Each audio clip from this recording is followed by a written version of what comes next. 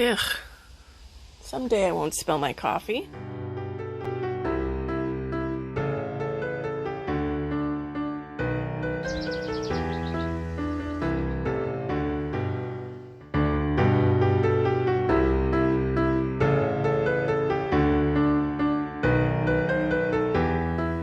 Now that I've spilt my coffee everywhere, let's just go down and check out the garden. It was raining a lot yesterday, and now it's dry and sunny, and let's just see how things are growing. So here's our little veggie garden. We were pretty late to getting things going this year. I did manage to get the onions and the potatoes in early, but as for planting any seeds, I'm, I think, a few weeks behind. Here are my carrots. I planted them with seed tape, which I've never done before. The problem I had last year is we planted way too much of everything for the two of us. It all came up, which is good.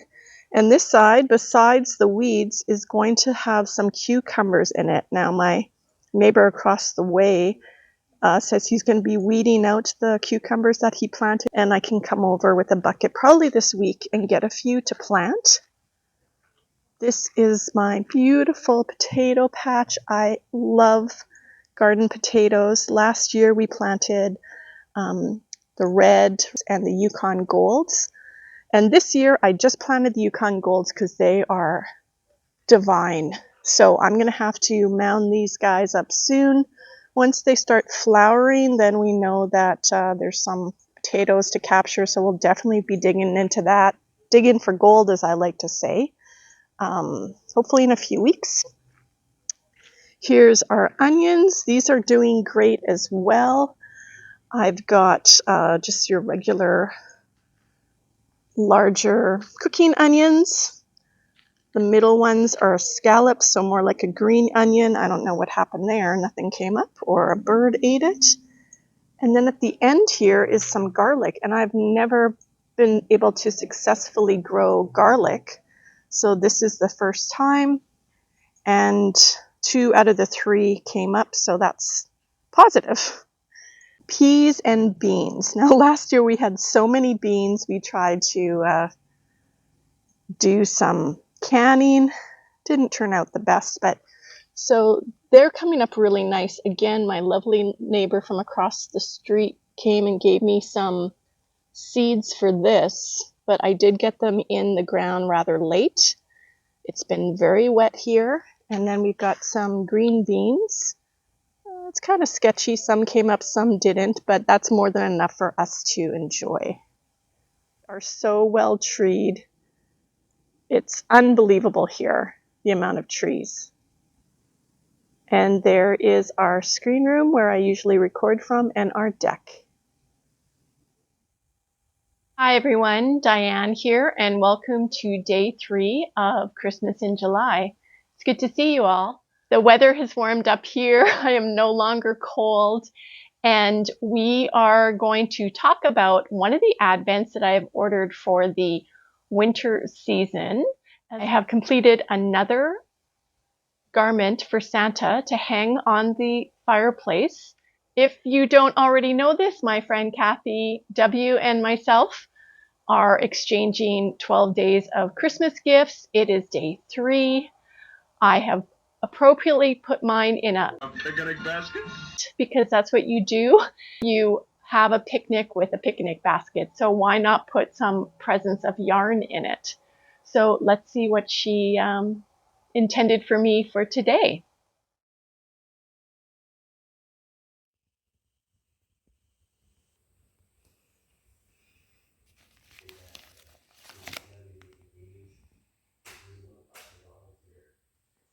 Day number 3, very cute wrapping paper. And again, we're going to go down onto my lap to see what she has sent me.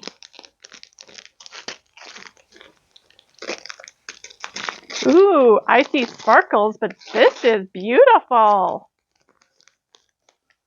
Wow. Oh my goodness, I've never had this yarn. Okay, let's go back up. Kathy, you're spoiling me. Wow. This is from Yarn Art, Flowers Moonlight. I have never had yarn from Yarn Art. And I'm not a huge sparkle person, as you may know, but this is absolutely stunning. And this would be a beautiful shawl. Wow, look at those colors. Let's see what it is. 53% cotton, 43% PAC, PAC. I'm not sure what that is. 4% metallic polyester. 260 grams, 1,000 meters. Wow, that's definitely a fingering weight yarn. It has the pull to, wow, look at that shimmer. I love this dark blue and how it's ombre'd. Beautiful. Wow, thank you. And I love the colors. I really love the colors. Maybe I'm going to become a sparkle girl after all. I just love that dark midnight blue. What do you guys think? Thank you again, Kathy.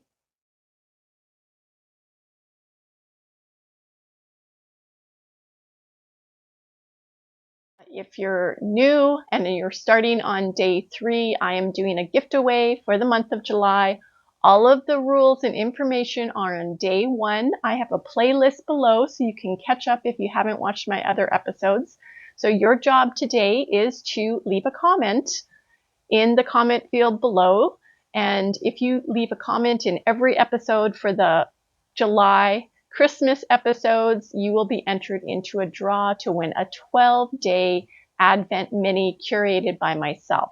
Now, it's fingering weight yarn. It is hand-dyed yarn, and it'll range in grams, anywhere from 20 grams all the way up to 50 grams. So let's see what you may win in the day 3 of my gift away Advent.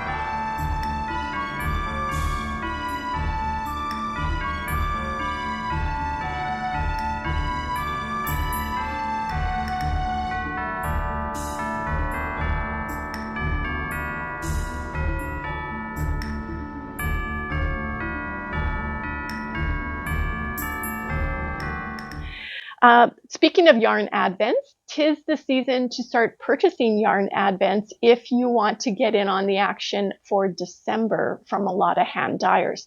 Now, I have actually purchased 3 advents so far for December, and I'm going to share one with you today, and I'll share some more later in the month. Because I feel if I talk about all 3 of them, this is going to be too long of a video, and we want to keep this under 20 minutes. My first advent that I purchased, and I've made notes so I do not forget some details, is from a company I've never bought from before, and it is called Gingersnapthat, and they're based out of Calgary, Alberta, Canada. Now, they are actually, I just went on their website before I started this video, and they are in their second round of pre-orders for their advent calendars. So they sold out of some of their first orders, and now I guess they've decided to open it up again. They have several different advents. One is a Willy Wonka advent based on the movie Willy Wonka. They have a Notions advent that you can buy with just stitch markers and stoppers and various little things for knitting or crochet, I assume, that you can open up. But I decided to get one of their countdown calendars to make a gnome. And this is what it is called. Of course, I didn't write it down. I think it's, I can't remember the name of it. All of a sudden, I took notes. This is how bad this is. So they could get a 12-day one or a 24-day one, and I chose to get the 12-day one. It is 20-gram mini snaps, so they're going to be individually wrapped. They're 92 yards each. And they're 75% superwash merino and 25% nylon blend. Fingering weight.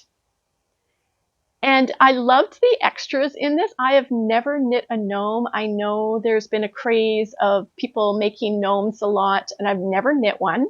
So the thing I really liked about this, and I decided to pick this for myself, is because I want to make a gnome during my yarn vent series in December.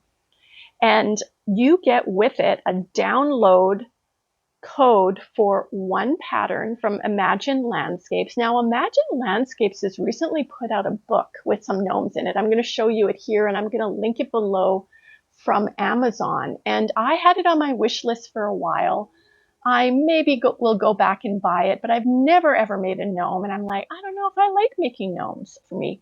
My cousin collects gnomes. She just got into it a couple of years ago, and I'm going to surprise her. She doesn't watch my channel. I'm going to surprise her with a gnome this Christmas. I'm going to make this for her. So I get a pattern. I get the yarn for it. You also get a couple little extras. It says you get stitch stoppers, a progress keeper, a stitch marker. You even get a set of locks for beard or hair for your gnome. And you get some sort of gnome prompt. Now this comes, as I said, in a 12-day or a 24-day advent. And I picked the 12-day. You can even get an add-on to get a matching project bag made to be included in it. So there's various options that you can get. Now the one I chose was $150. I got 10% off because I ordered it when it very first came out. So I paid $135 for this. And I think, yes, advents are expensive, but when you think about it, these are hand-dyed wool advents. They are very labor intensive for people having to put together the packages, to individually wrap them, to put all the extras in and present it to you in a box. So I'm very excited about that. That is my very first advent that I ordered, Gingersnapthat. And man, this was before April that I bought this. That's how long ago I bought this. So that is one of the advents I'm going to be doing in December. So I thought, if you're interested in that, go over and check them out. I will link them below. And you can peruse what they have for their offerings. I know other places are already sold out of some of them. So this is the time of year to start thinking about buying an advent if that's something you're interested in December. They are definitely a lot of fun.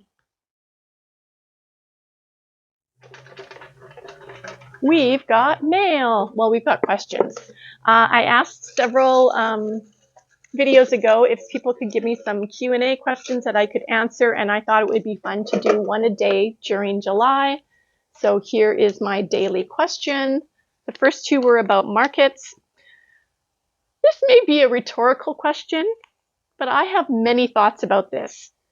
Is there ever enough yarn? Now, I don't know if that was intended just as a rhetorical comment on one of my episodes, or if it was an actual question for the Q&A, but this is a very good question, almost a philosophical sort of question.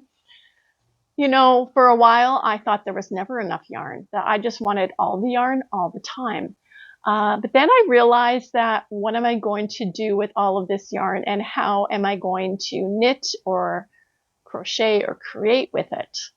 I mean, it's getting a lot, and it's getting to the point where it's hard to be organized and to find things and to be forgetful about some of the stuff I bought. So perhaps there is enough yarn. I don't think there is ever enough yarn if you have a favorite yarn that you like to use and they've discontinued it and you want to keep using it. So you want to stockpile that type of yarn. But in general, I've been starting to feel that there is enough yarn in my life. I have bought a lot since I started my channel, and I have some goals to work more from my collection. We don't call it a stash here, we call it a collection of yarn, and I'm going to try my best to work as much from my collection and from my yarn room as I can for 2025. I've already set my goals. Of course, I did it for 2024 and I failed miserably, but that's my goal. So yes, there is enough yarn. What do you guys think? Great question. The comment that I would like you all to put down today in this episode is, Is there ever enough yarn? What are your thoughts on that? Do you feel that sometimes people can be excessive with their yarn purchasing, or do you just want all of the yarn? I also knit up another garment for Santa and his Clothesline Garland, which is a pattern that I bought from Mary Maxim. This is what it looks like, and I'll link the pattern below. Several days ago, it was only 99 cents for the Canadian Mary Maxim. I don't know if that is still on sale or not, but please go check it out if it's something you're interested in. In fact, when I noticed it was on sale, I also noticed that they have a Mrs. Claus clothesline. So it's like, But I didn't partake. I didn't buy the pattern. I thought, I think the Santa one is cute enough. And if you were to put up the Mrs. Claus, like, it's not as identifiable as Santa, which is, red coat, hat. It's pretty obvious it's Santa. So I didn't buy her. Maybe I'll get her for December. I don't know. But that's another option that you can look into. So let's see what I knit for Santa today and put those bits on the clothesline.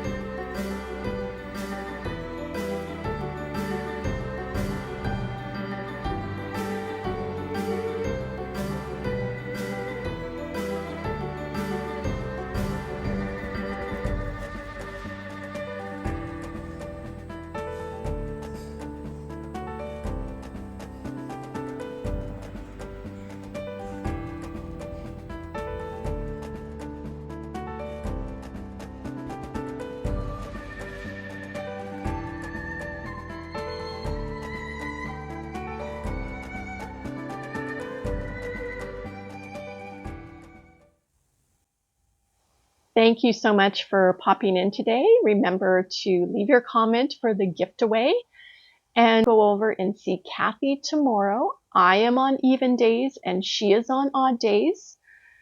Kathy W at Yarn with Heart is my gift exchange buddy, and I hope you are checking out her episodes as well. See you guys on July the 8th. Enjoy your few days. Bye for now.